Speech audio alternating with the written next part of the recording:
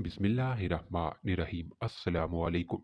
पाक दामन लड़कियों को फरेब से हासिल करने की कोशिश ना करें। मदीना मुनव्वरा के मुज़ाफ़ात में एक जामा मस्जिद के खतीब की एक खूबसूरत बेटी थी जो जामा में पढ़ती थी। एक दिन वो जामा से वापस घर आई तो गाड़ी से उतरते वक्त एक लड़के ने इसका चेहरा देख लिया। लड़की बहुत हसीन व जमीला थी। लड़के को पसंद आई। उसने पता किया लड़की खतीब साहब की बेटी थी।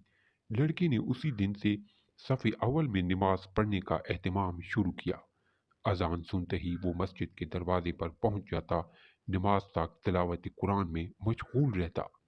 6-7 महीने तक वो इसी मामूलात का पाबंद रहा।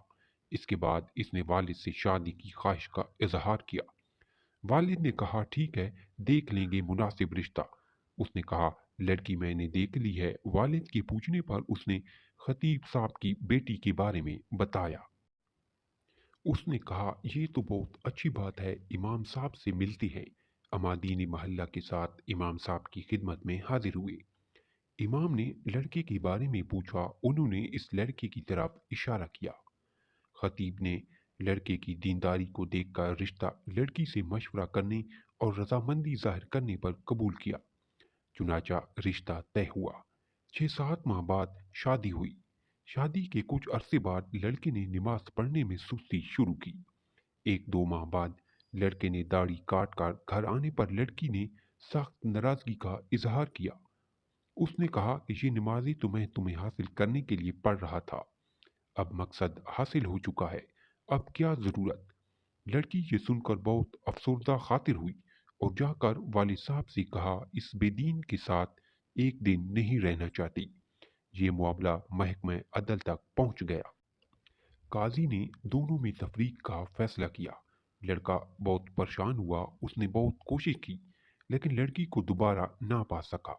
लड़के ने एक जादूगर से मदद हासिल करने का फैसला किया। जादूगर ने बड़ी रकम अदा करने का मुतालबा किया। लड़के ने सारे पैसे पेशगी अदा किए। कुछ दिन गुजरने के बाद जादूगर ने मजीद पैसों का मुतालबा किया। लड़के ने फिलफौर वो भी अदा किए और कहा कि काम हो जाना चाहिए, पैसों का फिक्र ना करे। 1 माह के बाद जादूगर ने लड़के को बताया आ जाओ अपने पैसे ले जा, तुम्हारा काम किसी सूरत में मुमकिन नहीं है। जब वो लड़का जादूगर के कमरे में पहुंचा तो जादूगर एक बड़ा चाकू हाथ में लिया खड़ा था। लड़के ने हैरत ज़दा अंदाज में पूछा ये क्या कर रहे हो। जादूगर ने कहा मुझे कत्ल कर दो वरना 2 कत्ल कर दिए जाएंगे। लड़के ने कहा मैं ये नहीं कर सकता, लिहाजा मेरे पैसे दे दो। उसने पैसे दे दिए। लड़का पैसे लेकर भागने लगा।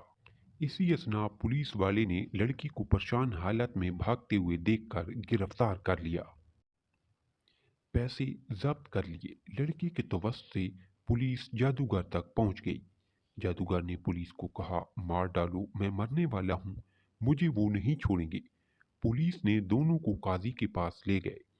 काजी को जादूगर ने पूरी कहानी सुनाई कि हम इस्तेमाल बिलशयातीन के जरिए जादू का अमल करते हैं और कामयाब हो जाते हैं। लेकिन इस लड़की पर जब मैंने ये अमल किया तो शैतानों से मदद हासिल करने की कोशिश की तो इस घर की हिफाजत पर फरिश्ते मामूर थे। फिर मैंने दूसरा अमल किया, तब भी फरिश्ते मामूर थे, लेकिन पहले से तादाद में ज़्यादा। इसके बाद मैंने रईसुल शयातीन से मदद लेने की कोशिश की। इस बार जब वो घर के पास आए तो वहाँ जिब्राइल अमीन खड़े थे। उस दिन के बाद से अब मुझे वो शैतानी गुरु मारने पर तुले हैं। काजी हैरान हुआ। उसने खतीब साहब को बुलाया।